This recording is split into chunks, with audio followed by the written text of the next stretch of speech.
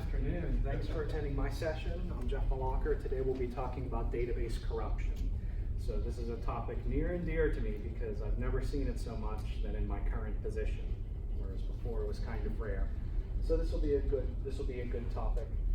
So I'm a DBA developer hybrid for a while, probably since 2002, even though those first few years I wasn't getting paid anything and I wasn't allowed to touch much.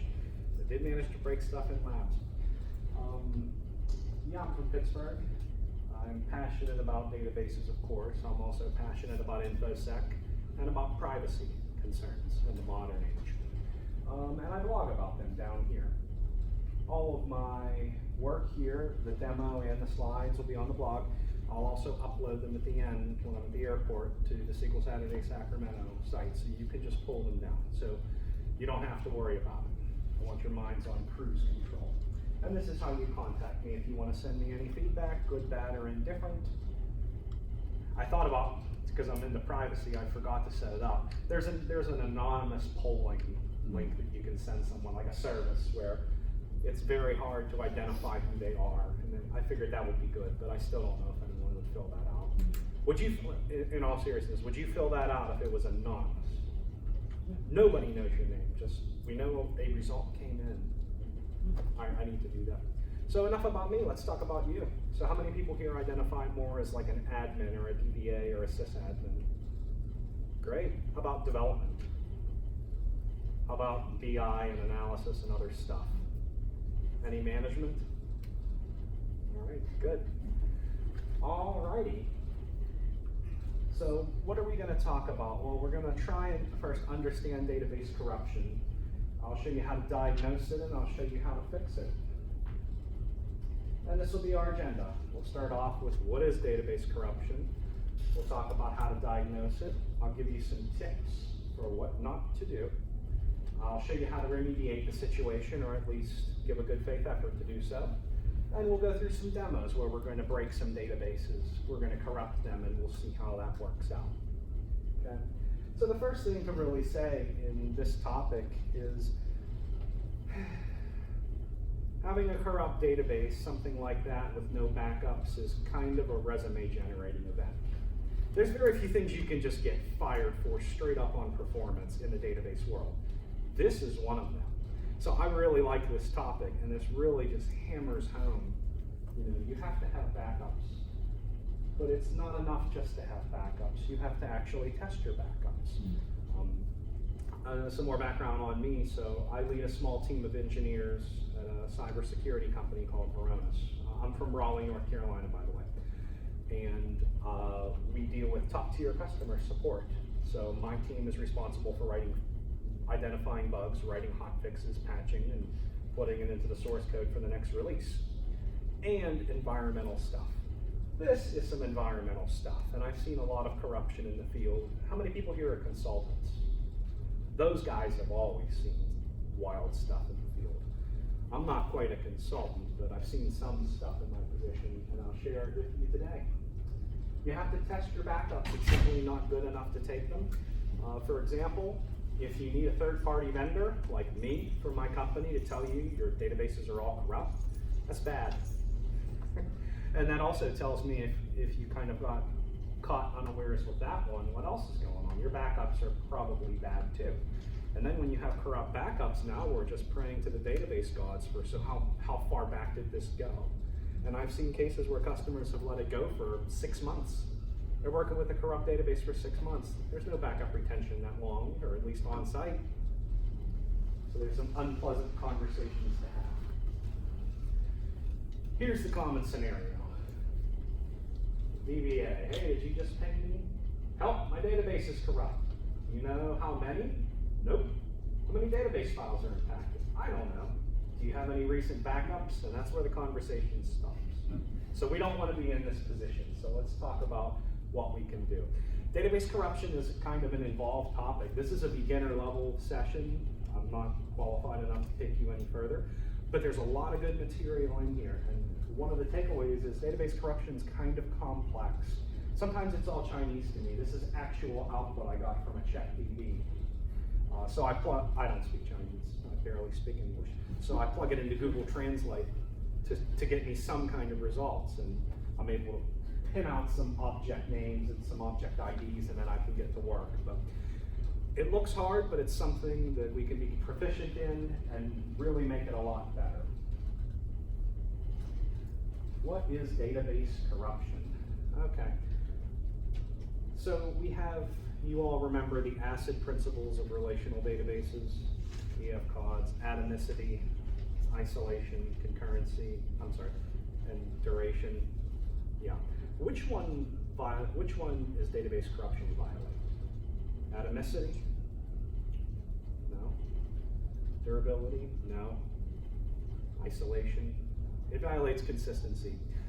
Basically, you take the database from a fixed state, everything's good. You go into Flux and you make some sort of change, and then we return it to a good place. Database corruption, simply put, is when that return never happens.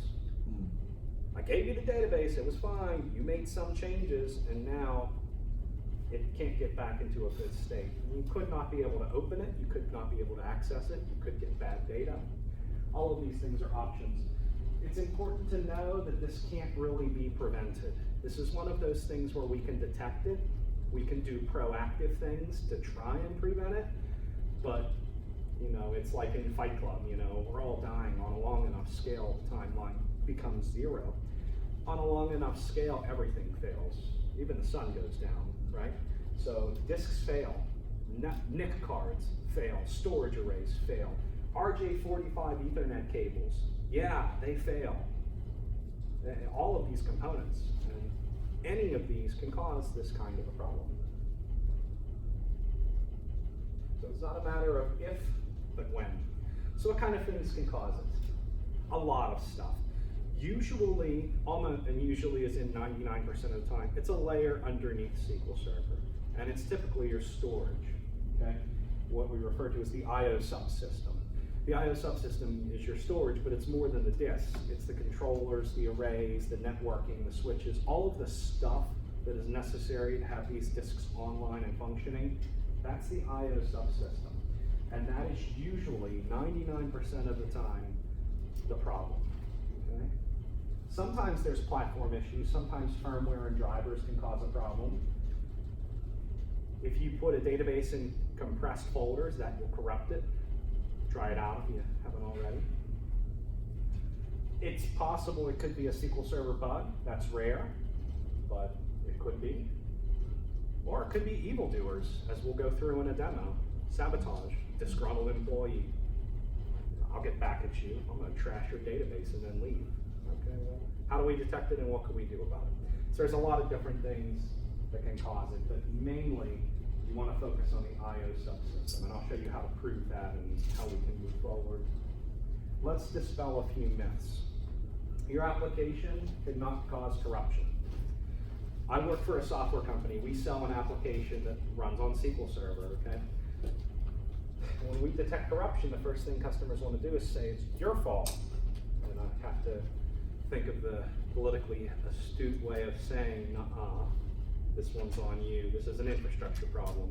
We sold you the software fine. It's sitting on your stuff. So you need to deal with it. Running CheckDB cannot cause corruption. Creating database snapshots cannot cause it. Running a shrink operation, you would think interrupting a shrink would cause corruption. It could, but it can't, and that's good. Stopping an index rebuild or reorg, no, that can't cause it either. So there's some good questions to ask. How do you know there's corruption? That's the next section of how we're going to diagnose this.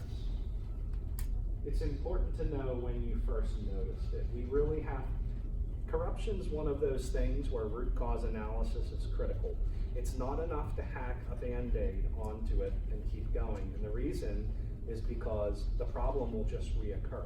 If your problem is you have a bad disk or bad sectors on your disk or whatever it is, okay, maybe we can correct the data with data loss, but it's going to happen again. It's a bad disk. It's, you know, so this is really important. We want to get to the root cause, and these questions are important to do that. We have to know how far back in our backups we have to go.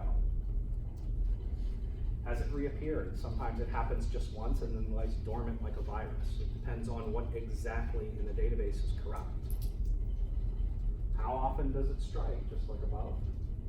Do you notice a pattern? Every time we do a deployment to this here, it fails. Okay. Is it one database or multiple databases? And do you have any good recent backups? Emphasis on good recent. You need both. One or the other doesn't help you. If you have a good backup, but it's not recent, you're losing data, right? If you have a recent backup and it's no good, you can't restore it. So good recent. This is why there's an emphasis in the beginning about testing your backups. Good so far? All right, how do we diagnose database corruption? There's a few ways I'll show you. The SQL Server error logs are almost always a great way to get started. Working with logs can be boring. It's not really a sexy thing to do, but the answers are in there if you can put up with the grueling work of reading these things. There's a lot of good value to be gained. As I'll show you later in the slides and in the demo, we'll be able to detect corruption from the error log sometimes. Crash dumps are almost always indicative of database corruption. So by default, your crash dumps for SQL Server would go in the log folder. Not transaction log, just log, where error log is. If you go down in the, you know what I'm talking about? If you go down in the list, you will see crash dumps, and those things need to be going to Microsoft. You can't really do much about it. But it's an indication you have corruption. SQL Server doesn't just crash for no reason. CheckDB is the best way to do it. CheckDB is not perfect. It should be said that it does not guarantee it will detect corruption, but it's about as good as we can do. So this will be our main front line for preventative actions. You can check the event logs on Windows Server. So there's a lot of, especially the system logs and the application logs, there's a lot of stuff that gets writ there that can be indicative of database corruption. If you see a lot of storage errors or weird storage, messages, warnings, criticals being written to the event log, that's an indication that you might want to run CheckDB. You might want to look into your corruption.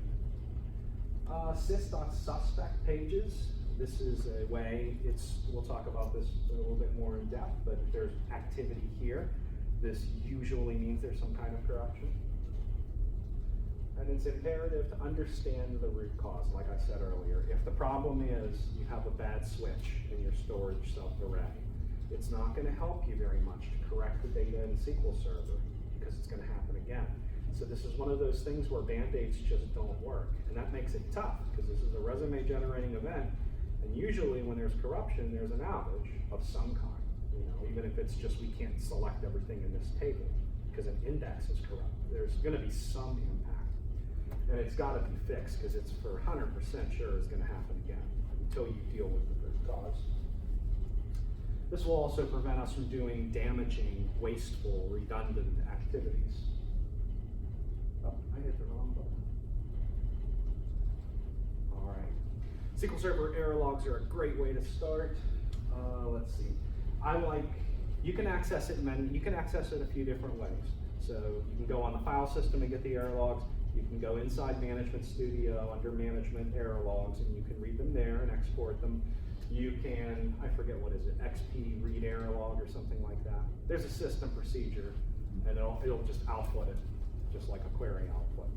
So there's a few ways to do it. I like to look at the file system. So I typically get it loaded into a text editor. My favorite is Notepad++, but there's a bunch of other ones that are great. Start searching for keywords like corrupt, severity. That's one that I always do. Error, dump. This will give you a much quicker outlay of the land because these logs are probably going to be thousands and thousands of lines long.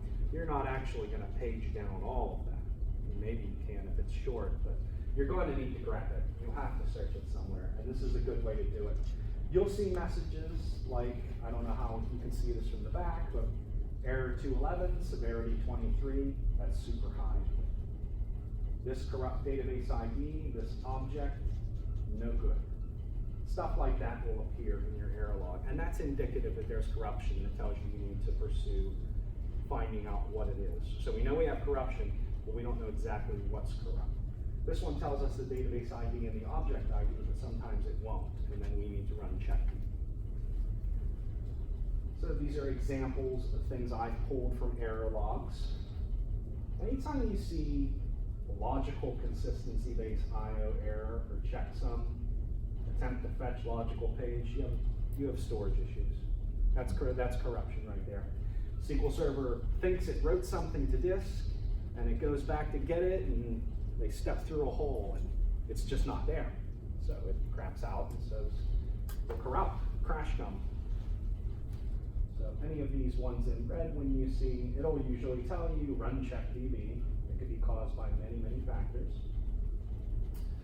So there's 25 levels of error severity. We only care about 16 and above. And really we want 20 and above. So anything in the 20s range is super bad. So when you start getting into 20, 21, 2, 3, and 4, this is bad high-level system stuff. These aren't warnings, these aren't nice errors, these are really bad errors. This is where corruption lives when you have these, okay? So paying attention to the error log uses another way. You could search through for the severity levels and then scroll through it and start to analyze. These are the crash dumps in the log folder. This is what they'll look like. There can be a lot of them, because once you have corruption, it's corrupted, and we don't know how often it'll be triggered, but when it does, you could end up with a crash dump. That means the server goes down. So that's when a restart has to happen. It will not be available during this time. When it crashes, it's database down. So step one. We need Microsoft to properly analyze these. There's some methods online and some third-party software I've come across that's supposed to help you with this. I don't know enough about it to really endorse or say something bad about it, but I think that you need to go to Microsoft is what I think you need to do. I think you need to get your credit card out, call Microsoft support, and help them do it, because there's really no approved way for us to do it like ourselves. So we're really out of luck with crash dumps. What you need to know is what crash dumps represent, and that's our signal to look for. CheckDB is the standard best way to find out all the details about your corruption. So the error log will give you some idea of what's wrong, and maybe it tells you some object IDs that will help you out. CheckDB will tell you exactly what is corrupt. It takes an internal snapshot of your database, it runs on the database level, and it starts to go through running consistency checks. This is a common thing that DBAs do. DBAs only do a few staple things. You're getting paid to back up, run consistency checks, run index maintenance, monitor storage and security. That's the crux. So this is how you call CheckDB. I like to call it with no info messages, because it will not return a lot of junk that you don't want to see. How do we know when we ran it last time? Because if it's not your system or your dev DBA, well, it could have been any of the application developers who did this. We don't really know. You can call DBCC DB info with table results and look for DBCC last known good. This is when CheckDB was run. This is before. This is when I ran it last year. So the thing to do, you're going to get a bunch of ugly looking output in CheckDB, kind of like a log. Scroll all the way to the bottom. There'll be a summary line. Okay, it'll say something like CheckDB found 0 allocation errors and 174 consistency errors in database redacted. So if you see a positive value for allocation and consistency errors, you want to start reading up. You want to start searching for those. But this will give you, if you run it, typically what you do is you run it on every database on the instance except for TempDB. If you have a corrupt database, it's not safe to just assume that everything else is fine. Once again, if it's a bad disk, let's say, well, this doesn't know what database is asking to use it. It just knows what files are on it, and these sectors are bad, for example. Make sense? All right, suspect pages. These are indicative of potentially bad pages of data that SQL Server has detected. Some people like to alert on this. So if there's activity in suspect pages, they send DBA an email or they raise the alarm. You can do that. It won't catch everything, but it's cheap and easy, and it'll get some stuff. I don't want to say a lot, but it's supplemental. I mention it here just for completeness. The error logs and especially check DB, that's the mandatory part of diagnosing. That's how we know what the problem is. Because until we get to that root cause, the problem, we can't fix it. We'll go through this in the demo, but there's 3 states that the database can be in. It can be online, that's our happy path. That means everything is working as expected. It can be in suspect mode, which means something is wrong. The transaction log, for example, might be damaged. Or it can be in recovery pending. That means something's preventing the database from starting up. That something is database corruption. This is one of the things that can do it. So you can have a corrupt database and you don't know it, and you restart your server and patch things, bring it back up, and one of the databases never comes back up. It's constantly in recovery pending. Well, that's one reason why. We'll talk about emergency mode in the demo for how we get into a recovery pending or suspect database, because we have to access it somehow. If it's corrupt and it comes on and you can't access it, we can't run checkDB or we can't get the output. So we have to do something called emergency mode. Told you this was serious and nasty. Resume generating event stuff. And emergency mode requires sysadmin. All right, so you can set a database in single user. We do that in the demos. When you run checkDB with repair allow data loss, it has to be in single user mode. Offline, setting emergency. You can see what it looks like in SSMS. All right, and back online. And there's our multi-user. So the full gamut. All right. Good so far on what database corruption is and how we can diagnose it. Any questions? Okay, great. Moving right along. What not to do. It's important to mention some things because aside from fixing it, just taking a step back, there's things you can do that'll make your database and your job in a much tougher position. That'll really, really hurt you.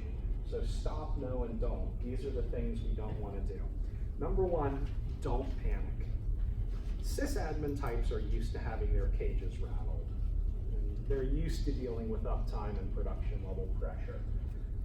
But everyone panics. And when you panic, your performance goes down, whatever it is you're doing, whether it's shooting a rifle or kicking a soccer ball, everything gets worse. So try as hard as you can not to panic. You're in a bad position. This is not enviable. You don't want to be dealing with corrupt databases, but if you are, you need a sober head to go through and suss out what's actually wrong and what are we going to do about it to get the train back on the tracks. Don't detach the database. You might not be able to attach it again. So do not detach databases. Likewise, don't restart SQL Server services, the literal database server. Don't do that because the same reason as number 2, your corrupt databases may never come back online. It's just over. Microsoft might not even be able to help you at that point. It's time for fire and rebuilding, pretty much, if you don't have a backup. Don't reboot the machine for the same reason as the above 2. And don't start by trying to repair the corruption. It's not, I know there's pressure and you got to get the train back on the tracks, but this RCA stuff is so critical for this because if you think it's bad to have your database down for 5 minutes, imagine what it's going to be like 5 minutes every day. Or you have to dig into the root cause, and this is the time to invest in doing that. Okay? So what do we do about it? Good question. It's sticky because there's no guarantees with database corruption. In a lot of cases, there will be data loss, okay? You might not be able to get it back. So there's some things we can do up front with preliminary actions. First, stop any backups against known corrupt databases. If you detect the database is corrupt, stop backing it up. All you're doing is creating corrupted backups, okay? Stop any backup deletion jobs. We don't know how far back this goes. We don't know if it started yesterday, last week, or 6 months ago. I've seen a lot of those instances. So we have to keep as many backups as we can. And if there is a recent CheckDB output, and you get handed a hot corruption case, read it. Those are your preliminary steps. The most important remediation is restoring a backup. This is exactly what backups were born to do, restore databases. And this is the first frontline fix you have. This is the happy path, the best case scenario. The answer to what do I do if I have a corrupt backup is invariably restore a good recent backup. Once again, if your problem is disk or IO subsystem issues and you restore a good backup on that infrastructure, the corruption is going to return because we haven't dealt with the root cause. But the database is intact. Very important for backups, yeah?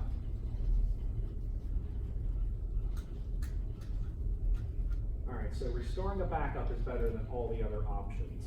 So it's good to get in the habit of testing your backups. Restore them to a different instance. See if they come up, see if they survive a CheckDB. Stuff like that can really help. We need the CheckDB output because it's going to tell us the problem. So in this case, we have corrupt system tables, not user objects, system objects. Those are bad because we can't fix those. Microsoft won't support it if you start monkeying around with, the internals of master model, MSDB, all that stuff. So you've got to be careful there. So what is solution in this case if one of these? Yeah, good question. Okay, so that leads to what do you do when a system object is corrupted? The instance is bad at that point. You have to stand up another instance, either on the same machine or another one, and you have to restore to remove things. You either have to restore your databases to it, or you have to detach and attach. But the one that's, there's nothing you can do if the system objects are bad. Like the whole instance will be impacted. You'll never fix it. Got to go to Microsoft for these. They're probably not going to be able to help you. I've seen some failures. It's not their fault. This is the nature of the beast. So you'll need to rebuild the whole instance. See why you take backups? So in which cases Microsoft helps? Microsoft can help you analyzing a crash dump because they're the ones who can properly do it. They can help advise, and you'll be paying them or using your support contract, but they can help you out with that. System objects, I have never seen an instance where that's been fixed. It's always destroy and rebuild. Start up a new instance, get everything on there, that's really it. Does Microsoft have a block repair tool like Oracle does for fixing block corruption? Because in Oracle, if you have block corruption, there's some internal tool that support has for you to do work around that. Well, yeah, part of, if I'm understanding you right, part of the CheckDB command, it can try and fix it as well. There's a couple flags you can put to the end of it, and it'll try and fix it from gentle, like, okay, I'll try a little bit, to I'm getting the sledgehammer out and we're gonna break some stuff. But it'll be fixed, but you're gonna lose data. So yeah, we get to those in a couple slides. Sometimes we get lucky. Sometimes the indexes are corrupted. Now, if it's a clustered index that's corrupted, remember that is the table. That's the physical table. So you have to rebuild that table. Okay? A non-clustered indexes, I love when I come across these. In these cases, and I'll show you in a demo, all you need to do is drop it. You could repair it using repair rebuild. That's CheckDB repair rebuild. But usually dropping it and re-adding it will work. Once again, you have to go into your root cause. Why is this corrupted? Those are all worthwhile. Sometimes you're going to be unable to because in your position, not every DBA has access to the storage layer. You're going to have to make friends with your storage engineers or admins to go in there and run check disk or run whatever diagnostic NetApp and EMC have on whatever expensive storage that they've purchased. All right. You can use these to learn and to rebuild it. All right. So this is the last resort. if you need to fix it. Let's say you don't have a backup and it's not a non-clustered index or a clustered index that's corrupted. And just for sake of argument, it's not a system object. All right. Once again, you want to try and restore from a backup, but if you don't have one, check DB with repair allow data loss. This is not the scalpel, this is the sledgehammer. We're coming in, there could be some walls that get knocked out, I'm not really sure, but for the most part, it'll fix what it can. It will attempt to repair all the errors, and there should be emphasis on the repair allow data loss. This is from Microsoft site, from the CheckDB definition. Basically, it says repair allow data loss literally means you're gonna lose data, 100%. Okay. Yeah, so just be careful with that. And I've had instances from the field where I've worked with customers who had our software on a VM in the cloud, in Azure or Amazon Web Services, and they would argue. I would get corruption, and they would argue it. And, I can't say this to them, but do you think that Amazon has magical disks that don't fail? It's commodity hardware, it's the cloud, everything fails. Even Six Sigma to that point, there will be some failures there. All right, what do we do now that the house is burned down? All right, you're still in your position. This is a good time, these are some minor things, but this is a good time to get patched up. Get your instance on the most recent service pack and cumulative update. That's always good advice, but sometimes there are SQL Server bugs that can perhaps sort of lead to this situation. So patching it is only going to help your cause. And besides, if you're not on a supported build, SP and CU, nowadays just CU for the newer releases, Microsoft's not going to support you. You have to get it up there, it's unsupported. Run CheckDB every night for a while. Keep your backups longer, just in case. You can throw alerts, just like we talked about in suspect pages for 8, 2, 3, 4, and 5. These are high-level disk severity errors. So these are almost always indicative of corruption. And you want to be alerted for them so you can start to take action quickly. You can turn on page verification for databases. It's default on, but at the database level, right-click on the database properties. I think under advanced or options, you'll see a setting for page verification. Like I said, by default it's on, but someone could turn it off. So make sure that's on, that'll help your cause. Take backups with checksum, that'll help your cause a little bit. Restore your backups and run consistency checks. We have to test our backups. Remember, it's not enough to have a good backup or a recent backup. Only both. We have to have good and recent. And we need to talk to our storage team 9 times out of 10 because we need them to go in and do their job to determine, well, what's wrong with the storage array? What's wrong with our cluster? I don't know. They have to search it. There's proprietary diagnostics for Hitachi, NetApp, EMC, all the big players. They can run those. If it's a Windows SIP share, they can run checkdisk, anything, to try and detect issues and errors. This also happens with virtualization. So once again, VMware is not magic. It's running on disks. It's everything is physical in the end, right? So those can have problems too. And in that case, if your hypervisor disk is bad, then that probably is going to affect other databases as well, other guest VMs, stuff like that. Update your drivers and firmware. It's rare, but there have been instances where drivers and firmware did something that made it more probable to end up in corruption. All right, so a simple checklist. First thing you should do is get the SQL error log and check DB output and read it. It won't take that long. After you've done it a few times, you get pretty speedy and quick with it. Understanding those logs will help you determine exactly what the problem is, okay? We're still not a root cause, but we understand it's this database, these objects here. That's what they are. Try and restore a backup. If you don't have one, try and resolve the corruption based upon the previous slides. If you can't do that, check DB with repair allow data loss. And you can take steps in the aftermath slide to try and prevent this from happening in the future. So some of this can be outside of our handle. We have to go with Microsoft. There are some advanced restoration techniques I don't get into, but they exist. Log file corruption, there's some tools out there that might be able to fix it. There are people who market themselves as corruption specialists, of which I am not, and data recovery specialists. So you might have to go out of your wheelhouse a little bit. Remember, the problem isn't SQL Server. The problem's not your application. The problem is a layer underneath it, and that layer is almost always storage. Some useful reference materials. So anything written by Paul Randall is gold.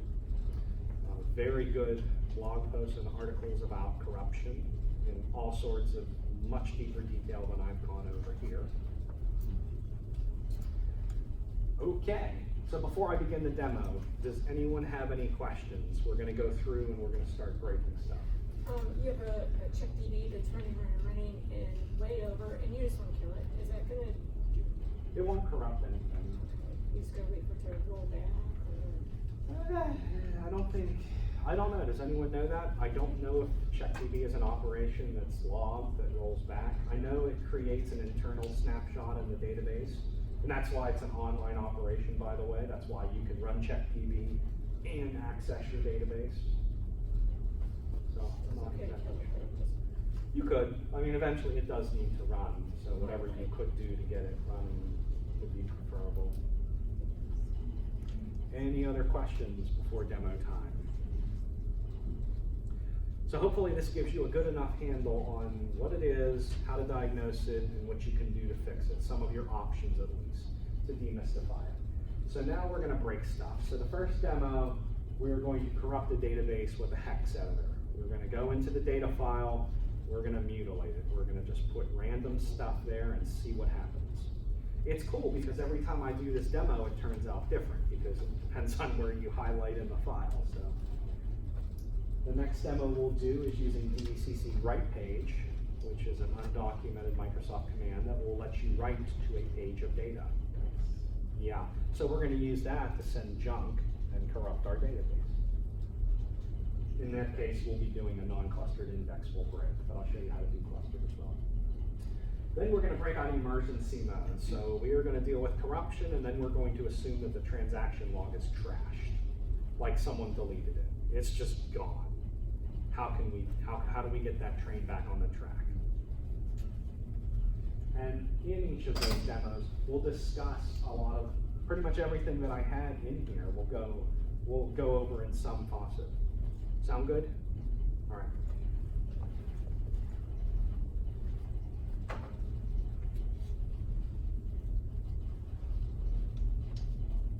Okay.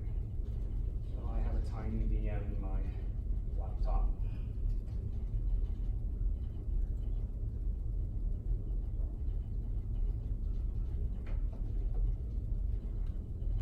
Are you using VirtualBox? Oh yeah. Yeah, I love VirtualBox. Yeah, it's great.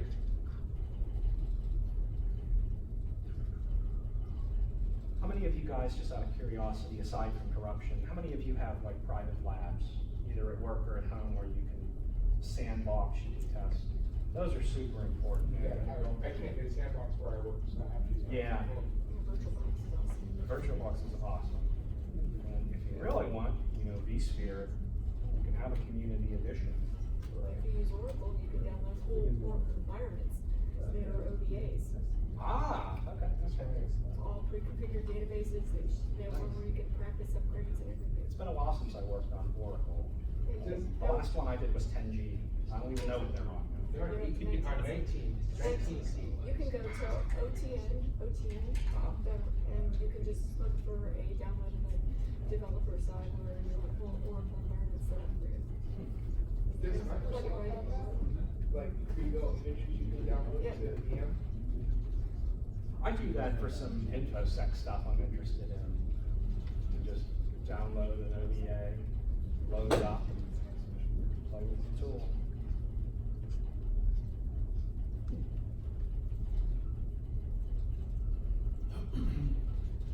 Okay, so the first one we'll do is we'll corrupt the database with a hex editor. I'll give you all of these files, so you don't have to worry about it. I'm probably not gonna have time to walk through every step, but I put a lot of comments in here. If you wanna read it, it'll explain a lot more stuff. Can you guys see this? Is this big enough, or you need it bigger? Okay. All right, so we'll start using the master database, and we will, by the way, there's nothing here, you know. We'll just create a database, simple as.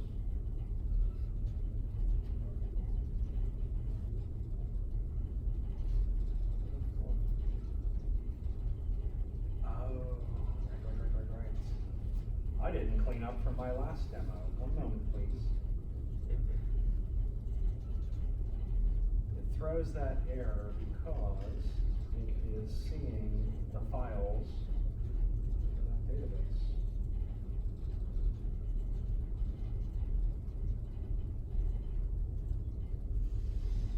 How you like that for demo troubleshooting? This is why you don't write code in a demo. It never goes well. All it does is make you look bad.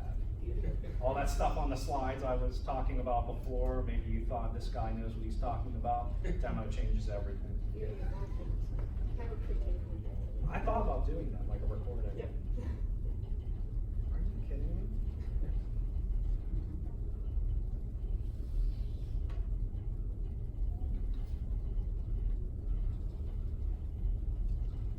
Oh, wrong path.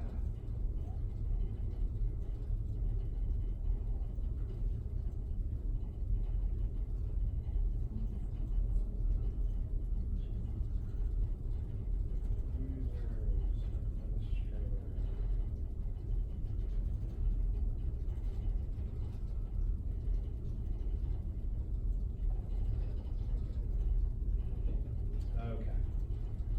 Now it's gonna work, right?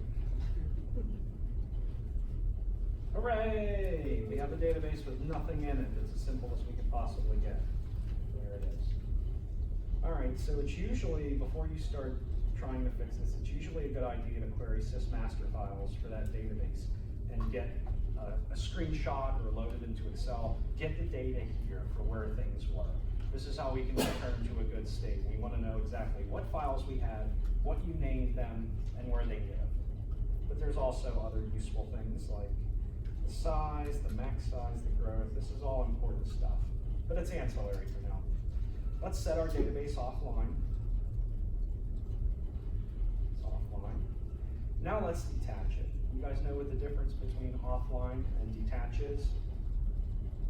Yeah, when you detach a database, that means you're dead to me. Like, you put it offline, it still shows there.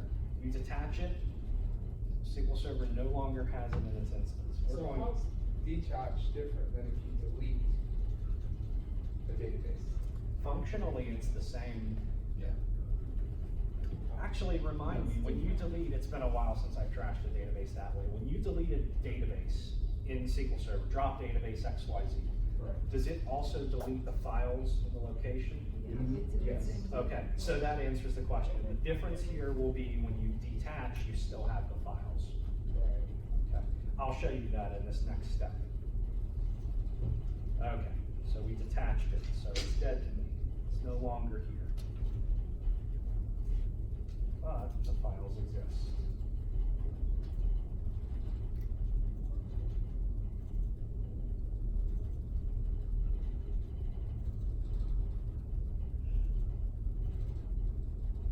Okay, great.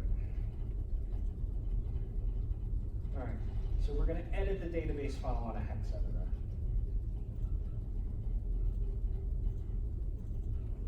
This is a free open source hex editor. And I will dump. I'm just going to make a copy of this one. I'm going to dump this one into here. Are you kidding me?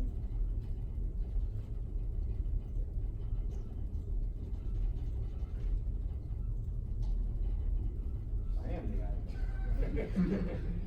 I have the one ring that controls them all. How are you fighting me on this? That's pretty fun. Okay.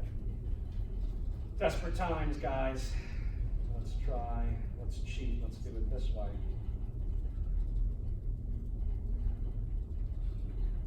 Send down, okay. Aha! Hacking. Okay, this is the database file. This is your literal database. Fun fact, this is why encryption is so important for protecting your data. Because if a bad guy gets a disgruntled employee, an insider, doesn't matter who, if they have access to your file system where these database files are, they can just open it. And that's important because not all of it is cropped like this. You'll be able to make out some strings, object names and stuff. There's programs you can get that will take a dump of the hex file and it'll try and make sense of it. So you can kind of reverse engineer a little bit. Anyways, my point is, this is in the clear. It's clear over the wire. It's not being encrypted unless you're using some kind of encryption like TDE for your at-rest storage. I'm just gonna go anywhere here and we'll do 2s. We'll just hold this down. I'm not quite sure what it's doing, but I'm just gonna alter some stuff. Let's put some A's, maybe a 4, I don't know. Mark of the beast, maybe. What's that? Mark of the beast. Here we go. It's about to get real, y'all. We're going to corruption church. Okay. Now I'm gonna save the file. All right, now since I copied it over here, I'm gonna copy it back to where it came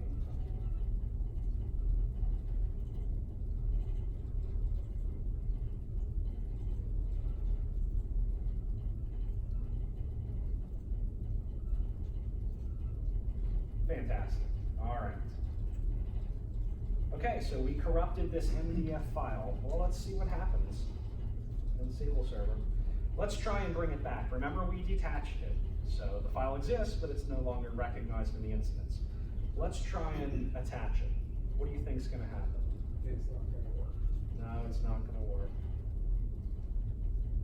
All right, this is an error. I don't have time to troubleshoot, but this will be something different than what I was trying to show you. Anyways, we can check error logs.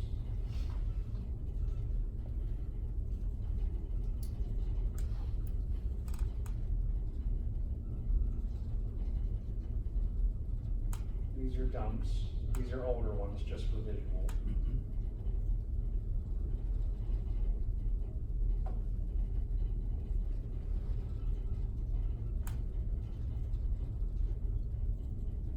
Just scroll all the way to the bottom.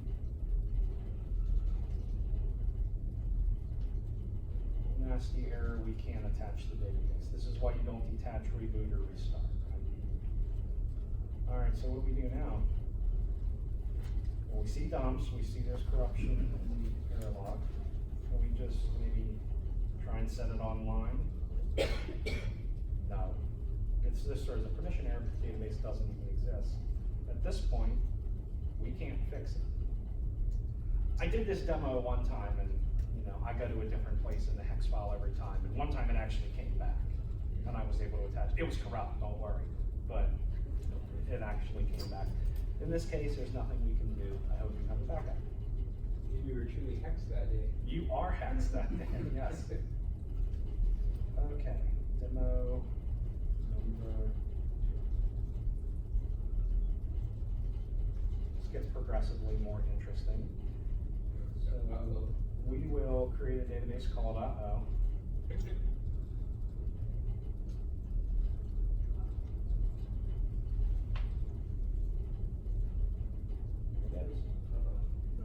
Okay, let's use it. We'll create a table called whoops. Doesn't matter what's in it, I'm just gonna put some values in there. I'm gonna create a non-clustered index as well. And then I'm gonna select from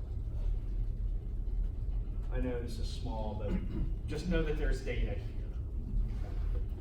Now we're gonna corrupt the database, but we're gonna do it differently now.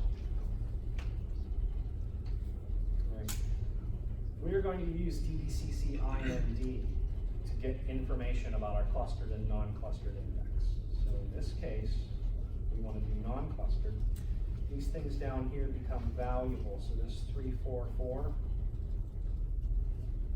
index number 2, so non-clustered. That is going to be needed later.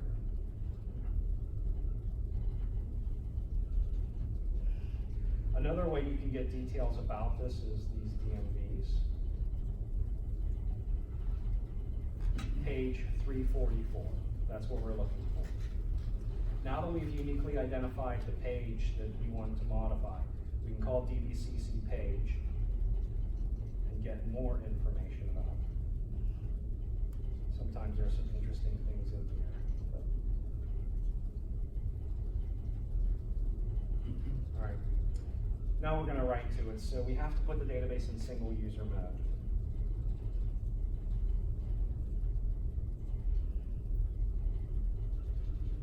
Single user mode. Okay. We're going to call DBCC write page, and we are going to edit that index. And I am going to put this, which is just a bunch of garbage. So we'll run that. Okay. What will happen when I select it? Yep. Uh-oh. Logical consistency based IO checksum. Geez, that's all the words Jeff said earlier. Oh man, that's kind of bad. Oh my God, it's telling me that we have to run checkDB. That's not good. It's telling me look at the logs. There's probably some other bad stuff in here. Okay, so we'll fine. We'll go back to the error log.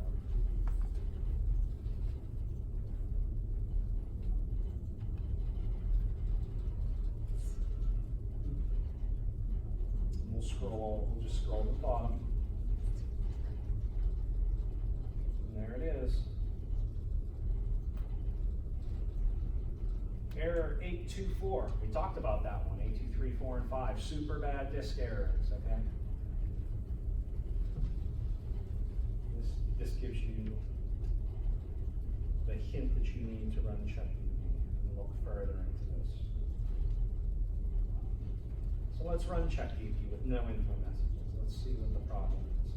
Now, because I tried to select it and it failed after that, it's going to disable my connection. I'll have to reconnect to the database. That's why this is spinning right now.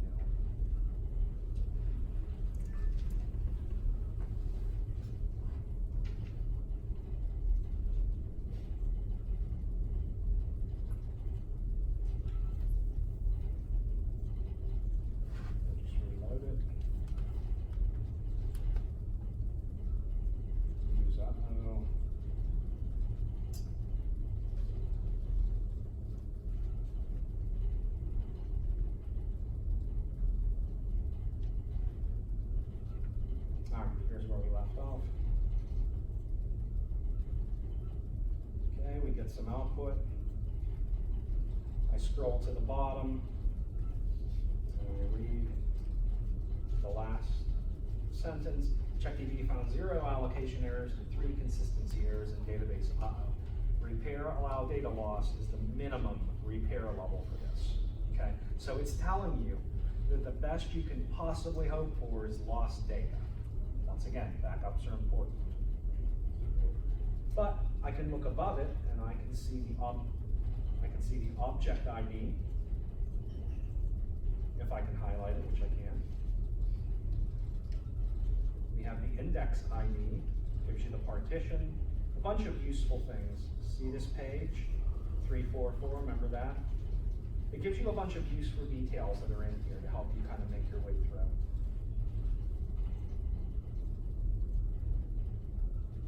Simple ways you can look up objects. Just going to skip through that. So I know that that object is a non-clustered index, and I know which one it is. So I'm going to drop it. Now what's going to happen if I select?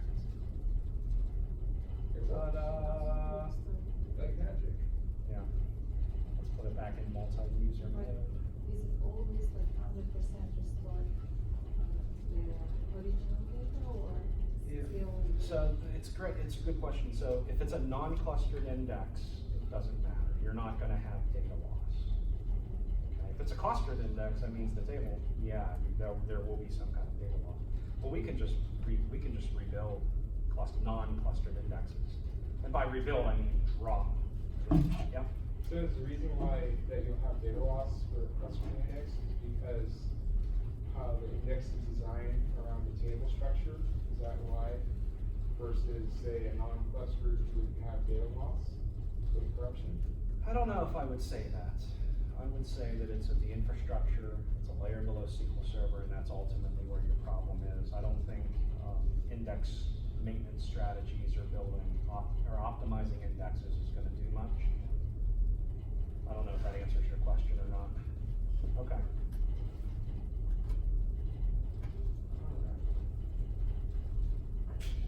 Whatever. Sometimes you just gotta give up. Okay, we only have a few minutes left, and I'm gonna run through the last demo. It's the largest. Okay. So we use master. Get a list of the databases on here. Uh-oh is still here. Gives you state information. So we're gonna create a database called emergency demo. We're gonna use it. We'll create a table. And then we'll insert some data into it. Alright, so remember this. You don't have to remember the numbers, just know that there's stuff here, okay? Alright, now we're gonna corrupt the database. This is a fun one. Okay, we're gonna create an explicit transaction that we're not gonna commit. Instead, we're gonna blow away the transaction log while it's trying to do this, okay? So I will try and update Vincent Vega's salary to 0. There we go, one Pulp Fiction fan, okay. I knew you were a Pulp Fiction fan for that choice. Create a checkpoint. All right, you can either through the services stop the service, or you can run this command in a different window.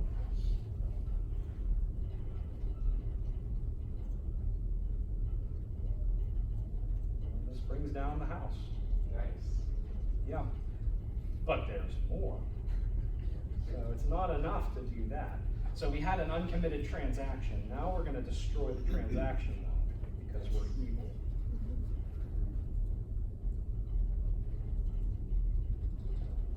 Don't do this at work on corruption. Nah, preferably not.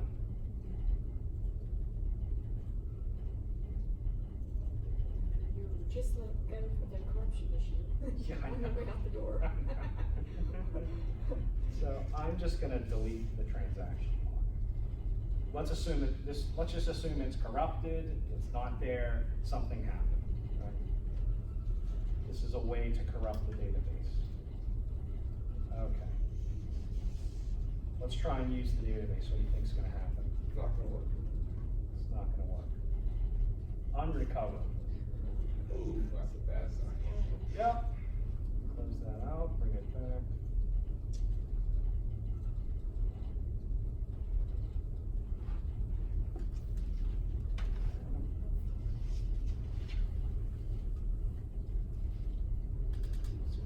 We're almost done, guys, as soon as this responds.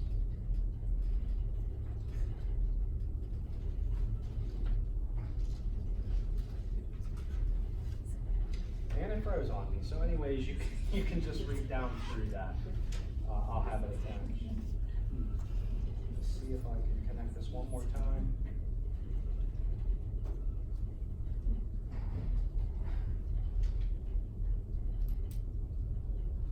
Oh, I didn't start the service back up.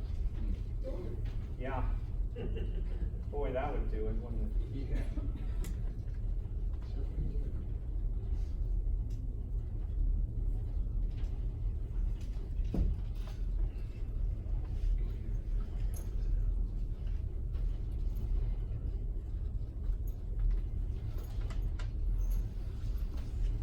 Right.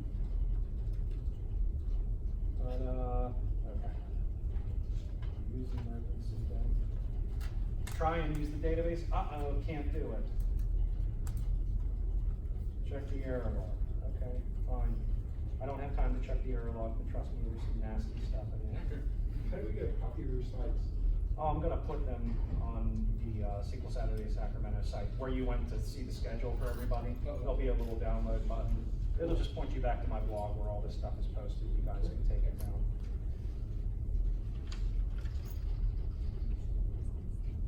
All right, so we can't access it. Check DB. No. How do we fix it? I don't have time to go through these, but I tried adding a transaction log. Spoiler alert, that doesn't work. Detaching it and trying to attach it, not gonna work. Desperate times call for desperate measures, so we can put our database in emergency mode. See that?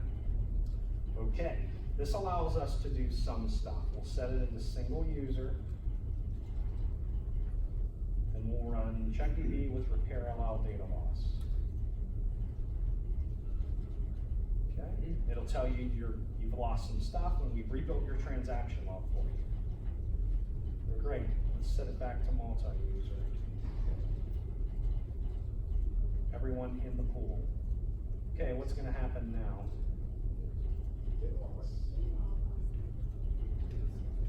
Okay, here's what happened. That transaction, we never committed it.